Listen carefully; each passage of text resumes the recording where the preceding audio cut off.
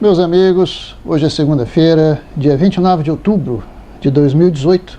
Ontem, como todos sabem, Romeu Zema, do Partido Novo, foi eleito o novo governador de Minas Gerais.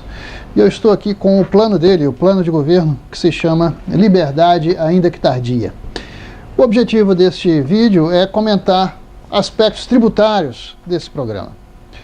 Então esse programa, meus amigos, ele começa, e é interessante mencionar, com uma carta aos eleitores, que diz o seguinte: muito mais que um plano de governo, este é um plano de esperança. Perdemos nos últimos anos este sentimento que é o mais importante e fundamental para continuarmos tendo propósito. A velha classe política, tão desgastada, tão apegada aos privilégios e tão comprometida com seu continuismo, conseguirá minar nossa vontade por dias melhores? Definitivamente não. Mudanças profundas na estrutura do Estado e nas leis são necessárias. Nenhum partido da velha guarda está apto a conduzi-las. Já tiveram esta oportunidade por décadas e demonstraram incapacidade. Somente um agente externo e novo aqui, né, vem em caixa alta em referência ao nome do partido, uma alusão, sem vícios, sem vínculos com o passado e com o errado, vai fazer a mudança. Novo, novamente em maiúsculas, em tudo, no nome, nas pessoas e principalmente nas propostas. Tenho orgulho de ser mineiro, não vão tirar isso de mim. Romeu Zema. Bom, aí vem um sumário, eu não identifico aqui no sumário um capítulo propriamente tributário. Esses aspectos eles vão aparecendo ao longo do programa. Na página 4, ele diz o seguinte: Estado demais, gastos públicos demais, corrupção demais, impostos demais.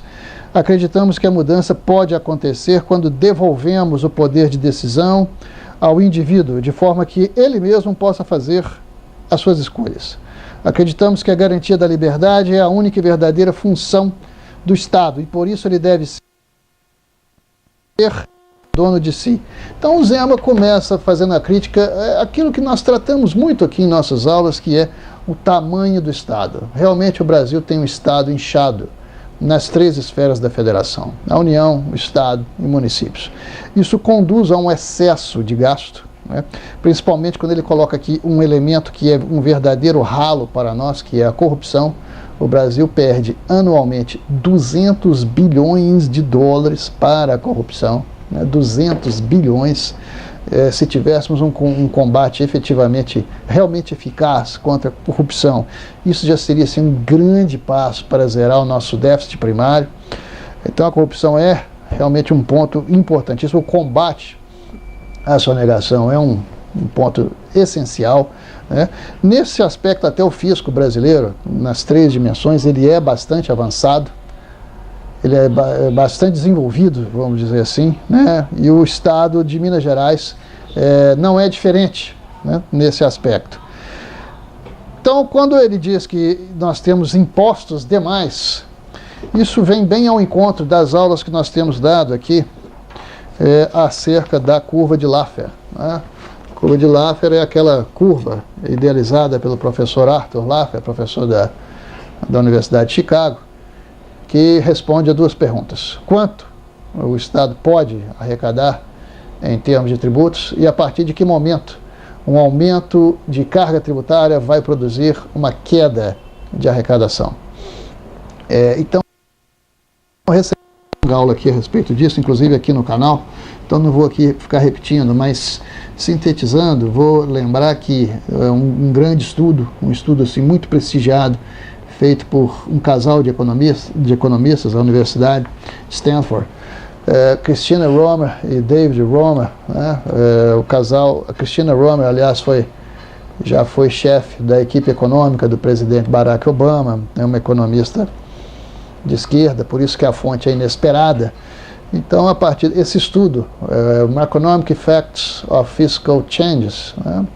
Efeitos macroeconômicos das mudanças tributárias. Foi publicado na American Economic Review no ano de 2010. A American Economic Review é uma das mais respeitadas revistas científicas de economia no mundo inteiro. E nesse estudo, os Romer chegam à conclusão de que o alto, a corcova da curva de Laffer, está em 33% do PIB, e não 70%, como se acreditava anteriormente, como se acreditou no tempo do meu bacharelado, que falava-se num nível de 70%. De tal forma que o Brasil nunca se preocupou com a curva de Laffer, porque o raciocínio é mais ou menos o seguinte: ó, se nós temos hoje no Brasil uma carga de 38% do PIB, né, a carga ela é medida dessa forma, a arrecadação sobre o PIB, e se estamos em 38%, estamos muito distantes da corcova, do alto da curva de Laffer. Então não temos que nos preocupar com isso. Mas esse estudo mais recente mostra exatamente o contrário, exatamente o inverso, que o Brasil já passou do ponto mais alto dessa parábola, já está no lado descendente da curva. Então, a partir deste momento, quanto mais alta for a carga, mais baixa, menor será a arrecadação. Essa curva tem a forma de uma parábola, ela parte do ponto zero, né? Ou seja, o dia em que a carga tributária for zero, a arrecadação também será, porque 0% de qualquer número é igual a zero. E quando se aumenta a carga, vai se aumentando na mesma proporção, ou gradativamente, a arrecadação. Só que se nós tomarmos o outro lado da curva, o ponto exatamente oposto, vamos verificar que a curva retorna ao ponto zero. Ou seja, isso significa o seguinte, que o dia em que a carga tributária for 100%, a arrecadação retorna ao ponto zero. Por que razão? Porque ninguém vai trabalhar, ninguém vai fundar empresas, ninguém vai desenvolver atividade econômica nenhuma para entregar tudo que tem, tudo que produz para o Estado. Então a arrecadação retorna ao ponto zero. Temos que tomar um extremo cuidado com isso e realmente acreditar na curva de Laffer. Então seja você, sabe qual o grande trunfo, o grande resultado da curva de Laffer? Ela neutralizou ideologias políticas, ela igualou a todos, independentemente de sua ideologia política. Então, seja você de extrema direita ou de extrema esquerda, pouco importa, tanto faz, porque você não deve defender cargas tributárias maiores do que 33% do PIB, porque isso vai significar queda de arrecadação, enfraquecimento do Estado, vai resultar num Estado que não tem condições, não tem recursos para fazer justiça social, para cumprir os seus objetivos, e também do lado empresarial vai provocar uma queda do empreendedorismo, um desânimo, um desestímulo à produção. Então, cargas maiores do que 33% produz um efeito nefasto, tanto para a dimensão pública, a dimensão estatal, como para a dimensão privada empresarial. É um desastre para todos os lados. Então, devemos respeitar esse limite. E se quisermos respeitar esse limite, nós temos que pensar hoje no Brasil em redução da carga, pois também são muitos os exemplos históricos em que uma redução de carga tributária provocou aumento de arrecadação. Já demos esses exemplos em outras aulas anteriores. Então eu estou aqui na página 6 do programa, em que Zema fala de gestão de Estado. No segundo parágrafo, ele diz o seguinte: esta crise, no entanto, é fruto de recorrentes anos de má gestão. Desde 2014, o Estado vem acumulando resultados fiscais negativos, de maneira que os déficits fiscais somados até 2017 superam 25 bilhões de reais, muito dinheiro. A economia do Estado está em profunda recessão e há 4 anos não há crescimento do PIB. Mas isso é evidente, é o que nós acabamos de falar. Não vai haver crescimento, de desenvolvimento de produto interno bruto, enquanto não houver estímulo ao empreendedorismo, tá? Enquanto não houver estímulo à atividade produtiva. E esse estímulo passa pela redução da carga. Apesar disso, houve aumento. Veja aqui a confirmação da curva de Laffer nisso aqui que ele está dizendo. Apesar disso, houve crescimento real da arrecadação de impostos, mas que não implicou melhoria da alocação de recursos públicos para reverter esse estado de calamidade. O que ele está dizendo? Houve crescimento de arrecadação, mas não houve um crescimento de PIB. Né? Ou seja, não um descompasso aí que a curva explica tão bem. Uma das grandes pressões nas contas públicas de Minas Gerais ainda na página 4, está justamente no crescimento dos gastos com servidores. Apesar de não ser possível verificar o aumento da produtividade da burocracia mineira, os gastos com pessoal continuam crescendo. De 2004 a 2017, a despesa com pessoal cresceu mais de 130%, enquanto que a arrecadação do ICMS principal, imposto do Estado, cresceu 70%. Como todos sabemos, né? O ICMS, imposto de competência estadual, artigo 155 da Constituição, é o imposto de maior potencial arrecadatório. Então, uma das despesas, uma das dimensões da despesa, que é uma despesa obrigatória, né? A despesa com pessoal administrativo, um crescimento de 130%, enquanto a arrecadação do ICMS cresce 70%. Então, há uma dificuldade de uma despesa que cresce muito mais, né, do que a receita. Em termos numéricos, o montante de 504 mil servidores, né, meio milhão de servidores, 354 mil ativos e 150 mil inativos, subiu para 639 mil servidores. Isso significa que 22 bilhões de reais, de 22 bilhões, essa despesa saltou para cerca de 50 bilhões de reais, consumindo mais da metade da receita corrente líquida do Estado. Isso gera também uma grande pressão no setor previdenciário, que teve sua despesa de bilhões de reais em 2017. Esse foi, digamos assim, um ponto de conflito que houve em toda a campanha de Zema com servidores públicos, né? Então, cada vez que ele falava que é necessário fazer reformas nesse campo, os servidores, claro, né, evidentemente ficaram preocupados, mas digamos que é uma preocupação dos dois lados. É evidente que o servidor vai ficar preocupado com a sua própria situação pessoal, mas o Estado tem também essa preocupação aqui, inclusive com a obrigação que ele tem de cumprir os limites da Lei de Responsabilidade Fiscal, de sofrer as sanções da Lei de Responsabilidade Fiscal, algumas delas, inclusive, com implicações penais. Já colocamos aqui uma palestra que fizemos a respeito das implicações penais, né, do descumprimento da Lei de Responsabilidade Fiscal. Na página 7, há um título que diz o seguinte: o aumento de impostos não gera mais e melhores serviços para a sociedade. Mais uma vez, né, é a descrição da curva de Laffer. Acostumou-se com a história de que aumentar impostos significa melhorar os serviços públicos.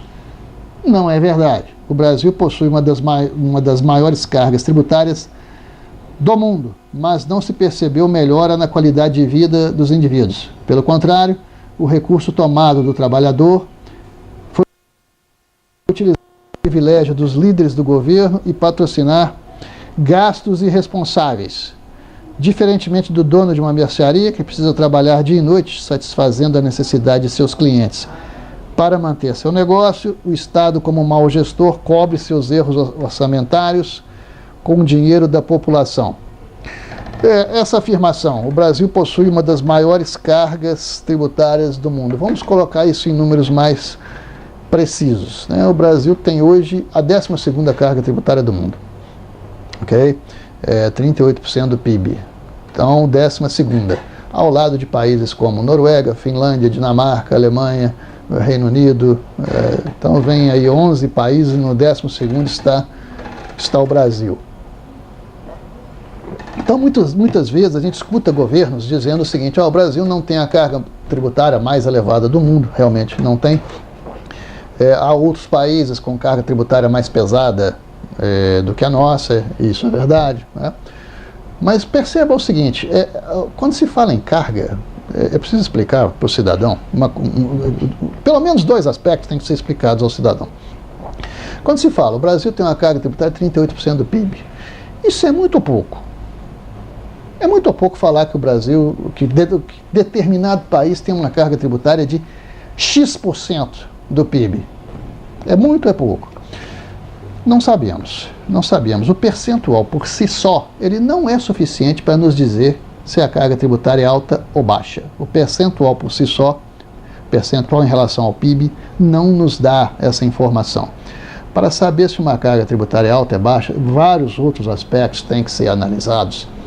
Eu destacaria aqui dois deles. Primeiro, a capacidade que o país tem de produção de riqueza. Então, quando se fala, por exemplo, que o Brasil tem uma carga tributária muito alta, com 38%, o que se está dizendo, o que se está se afirmando é que o Brasil, em função das riquezas que produz, em função das riquezas que é capaz de produzir, está recebendo uma percussão tributária incompatível com as riquezas que é capaz de produzir.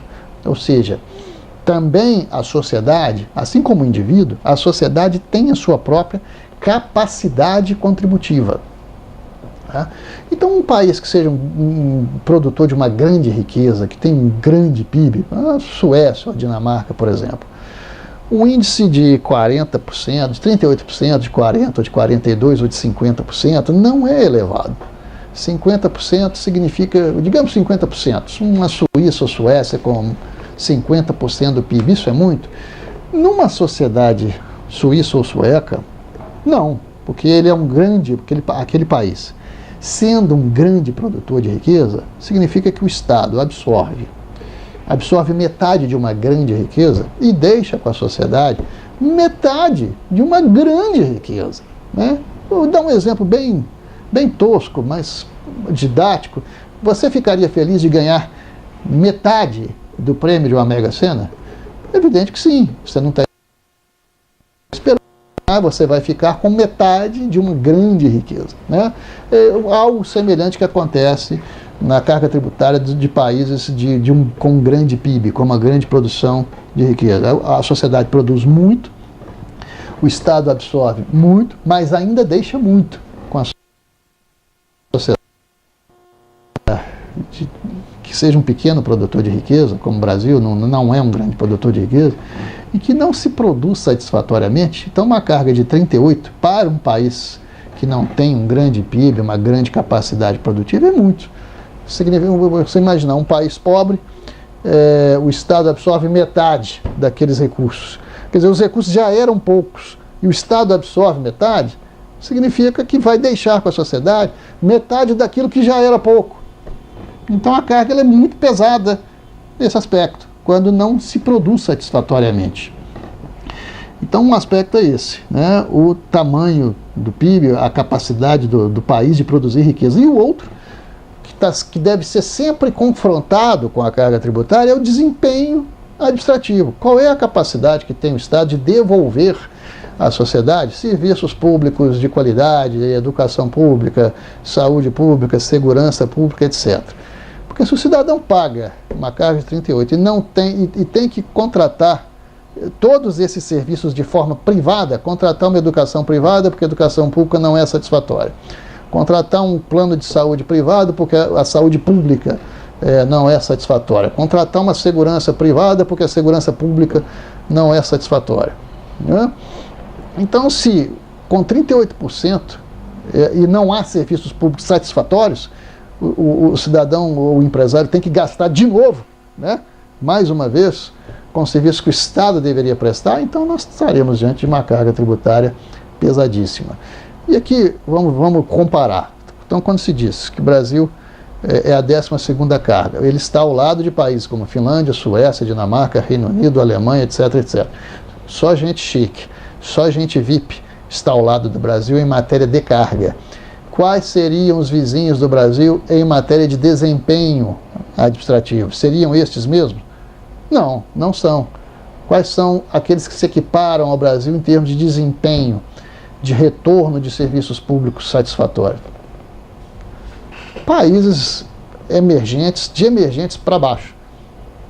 Argentina, o Chile, o México, a Índia, países que no máximo a carga tributária não chega a 20%, 21% na Argentina, Chile 16%, Índia 16%, países que têm uma carga tributária, os que são comparáveis a nós em termos de desempenho administrativo, têm uma carga tributária que é menos da metade da nossa. Conclusão, embora o Brasil não tenha a maior carga tributária do mundo, mas ele seguramente tem a carga tributária mais desfavorável. Essa afirmação podemos fazer. A carga tributária mais desfavorável do mundo, ou seja, Nenhum país paga tanto por tão pouco. Na página 8 há um item chamado desigualdade. Desigualdade não se combate com maior regulação e maior tributação. Se faz por meio do aumento de empregos e não da condenação ao sucesso. Eu creio que há um erro aqui de gráfico. Não é condenação ao sucesso, é condenação do sucesso, né? Existe essa cultura no Brasil de que quem tem sucesso tem que ser condenado, é visto, digamos assim, na verdade ele é visto com inveja, né? Simplificar e desburocratizar ao invés de, é um outro título da página 8, simplificar e desburocratizar ao invés de intervir e incentivar. Não é preciso mais intervenção e regulamentação governamental em Minas Gerais. Pelo contrário, o Estado já pratica uma das maiores alíquotas de ICMS de todo o país, o que afasta investidores da região. A complexidade da legislação, o governo, ele diz aqui o seguinte: o empresário preocupa-se mais com a complexidade da legislação que com a melhora do seu negócio, o que aumenta a sonegação e as suas despesas. O governo, ao invés de incentivar arbitrariamente e intervir nos diversos setores da economia, deve, na verdade, responsabilizar-se por simplificar tributos, facilitar o ambiente de negócios e torná-lo previsível para todos. Então, o que nós podemos dizer a respeito disso? Alíquotas de ICMS. Olha, uma alíquota de ICMS pesada vai provocar a quebra daquilo que nós chamamos princípio de neutralidade de mercado, que está previsto no artigo 146A da Constituição. Esse dispositivo constitucional, o que ele diz, traduzindo a linguagem jurídica daquilo que o artigo 146A proclama, é que o empresário, no momento de constituir o seu negócio, ele deveria se preocupar na sua tomada de decisões apenas com aspectos empresariais. Onde é que eu vou produzir o meu produto? O meu produto é melhor colocá-lo num estado litorâneo, né, beira-mar, ou continental, condições climáticas, se for um produtor de vinhos, por exemplo, onde é que é melhor? Onde é que é melhor eu colocar a minha indústria de vinhos? No sul do Brasil, no norte? Que tipo de terreno? Arenoso, argiloso, pH assim, assado? Onde é que está o público consumidor desse produto? E onde é que está a mão de obra qualificada para esta produção? Onde que há uma facilidade maior de treinamento de mão de obra? E o consumidor? Onde é que está o consumidor? Onde é que estão as pessoas que vão comprar esse produto? E o transporte?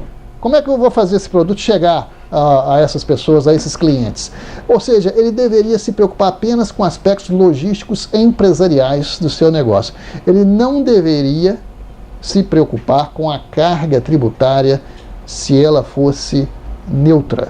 Então, na medida em que nós temos uma alíquota de ICMS exagerada, evidentemente que o investidor vai começar a se preocupar, vai colocar esse aspecto na balança também. Lá tem um bom público consumidor, mas eu não aguento a carga tributária daquele estado, ela realmente afugenta investidores. E quando o programa fala em simplificação de tributos, eu creio da maior importância, porque o peso que o empresário sofre não é apenas o peso do tamanho do tributo em si, mas ele tem outro custo, que é imenso, chamado custo de conformidade. É o custo das obrigações, chamadas obrigações acessórias. O custo custo de conformidade, esse conceito significa quanto custa para o empresário cumprir todas as suas obrigações de fazer ou não fazer, preencher declarações, preencher documentos, responder às informações que são solicitadas pelo fisco. Isso emprega horas de trabalho, isso exige contábil de apuração de tributos, isso emprega horas de trabalho, e essas horas de trabalho têm custo, certo? O custo dessas horas de trabalho, para ficar em dia com as obrigações acessórias, é o que nós chamamos de custo de conformidade, né? E o Brasil é o campeão mundial em custo de conformidade. O Brasil, em média, exige das empresas 2.600 horas anuais para o cumprimento das obrigações acessórias. Não tem como concorrer, não tem como competir. Isso retira completamente nossa competitividade no cenário internacional, com uma carga pesada no ICMS somada ao custo de conformidade. A página 10 promete que não haverá aumento da carga tributária, graças a Deus, né? Não haverá. Na página 13 é afirmado que a legislação tributária é exageradamente complexa, cabe ao Estado medidas para tornar os impostos mais simples e transparentes, de modo a fomentar o ambiente de negócios. O que eu sinto falta, não só neste, mas em outros programas de governo, plano de governo que eu venho examinando, né? Na semana passada nós examinamos aqui o do Bolsonaro, é um detalhamento maior, porque às vezes um determinado objetivo é colocado, mas não se esclarece suficientemente quais são os meios, quais serão os caminhos para que esses objetivos sejam atingidos. Então, quando se fala, por exemplo, aqui na página 13, que deve haver uma simplificação dos tributos, aí eu vou ter imediatamente aquela pergunta, mas o que vai ser feito? O que vai ser feito para simplificar esses tributos, né? Porque às vezes da forma como está escrito pode satisfazer ao cidadão comum, pode satisfazer ao leigo, né? Mas para quem estuda ou para quem convive com matéria tributária diariamente, a gente sente falta de um detalhamento maior no que tange aos meios. Quais serão os caminhos para se atingir esses objetivos que estão aqui, né? Tão bem traçados, né? Que dão assim um alento de esperança quando se afirma que não haverá aumento de uma simplificação dos tributos. Então vamos para o ponto seguinte no programa, né? Aqui ele dá um grande salto. Vamos aqui para a página 47. Na verdade, a página 47 é um ponto em que o programa fala sobre saúde, né? E o plano faz aqui uma crítica ao SUS, né? 25% da população já possui algum tipo de saúde suplementar. Boa parte da população achar que o SUS deve se manter como um modelo. Os pacientes que têm condições de pagar um plano de saúde, logo existe um desestímulo para que o cidadão utilize o sistema público de saúde. Significa que ele não é satisfatório, não é de boa qualidade. Se ele não é de boa qualidade, sente o cidadão a necessidade de migrar para o setor privado, de contratar serviços privados, plano de saúde, etc. Mas o Estado dificulta o acesso a planos privados por meio de barreiras regulatórias a novos competidores, ou seja, né, uma espécie de oligopólio, e pelos elevados tributos que recaem diretamente nos preços ao consumidor. Então aqui há uma crítica à carga tributária de um setor específico, que é o setor de saúde, né? Consumidor. O índice de carga tributária direta e indireta às cooperativas de saúde chega a cerca de 27% do faturamento, enquanto para o setor financeiro, por exemplo, é de 15%. Isso é realmente algo de absurdo, né? O Estado ele não fornece ao cidadão um serviço público de saúde de boa qualidade e não permite que ele contrate também, né, serviços privados de boa qualidade, coloca empecilhos a essa contratação por meio da carga tributária desse setor. E vou aqui chegando à conclusão do plano de governo, em que ele diz o seguinte, Romeu Zema diz o seguinte: diante de todo o exposto, este plano tem como principal premissa respeito com o dinheiro do pagador de impostos. É preciso ter em mente que o recurso disponível para o uso dos governantes custou caro para aqueles que trabalharam e tiveram que dividi-lo com o governo. Enquanto se caminha em direção a uma menor interferência do Estado e maior liberdade do indivíduo, é preciso acabar imediatamente com a cultura do não há recursos suficientes e conter a evolução desenfreada dos gastos governamentais. O governante deve ser capaz de impor limite ao mau gasto da máquina pública e usar os recursos nas áreas que realmente impactam a qualidade de vida das pessoas, sendo a mensuração dos resultados uma prerrogativa para os gastos públicos. Bem, então, nesse ponto, que é a conclusão do programa, né, parece que Zema nos apresenta aquilo que na economia se chama custo de conformidade, né, que deriva de um conceito que é básico em economia, que é o conceito de escassez. A ciência econômica, ela só existe em função desse conceito, que se chama escassez. O que significa a palavra escassez? Significa que os recursos são limitados. Veja a diferença de linguagem. Quando o homem comum do povo, numa mesa de boteco, fala que a cerveja está escassa, as pessoas entendem, né, que ela está em pouca quantidade, né, reduzida, pequena quantidade. Não é esse o conceito técnico, econômico de escassez.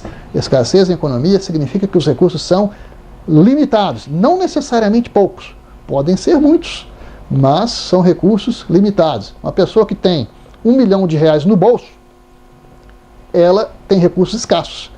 Tem muito dinheiro no bolso, mas é limitado, não é infinito, não cai do céu, não existe um maná, aquele 1 milhão. 1 milhão já é a definição de um limite. O limite é esse. Ele não pode gastar mais do que isso, é o que ele tem no bolso. Qual é a escassez, o nível, a cifra que traduz a escassez desse recurso? R$1 milhão. Não pode passar disso porque não há mais recursos do que isso. Então os recursos sempre são escassos, sempre são limitados. E na medida que temos receitas limitadas, nós não podemos ter despesas ilimitadas. Da mesma forma que existe limite na receita, tem que haver limite na despesa, e até com maior severidade do que o limite da receita, né? Porque nós temos que trazer a receita para dentro. Temos que trazer a despesa para dentro dos limites possibilitados pela receita. Então tive aqui uma grande satisfação, um grande prazer em ler o plano de governo do Partido Novo, do novo governador de Minas Gerais, Romeu Zema, né? E na medida em que surgirem detalhamentos desse plano de governo, nós continuaremos comentando, divulgando aqui para vocês. Muito obrigado pela atenção.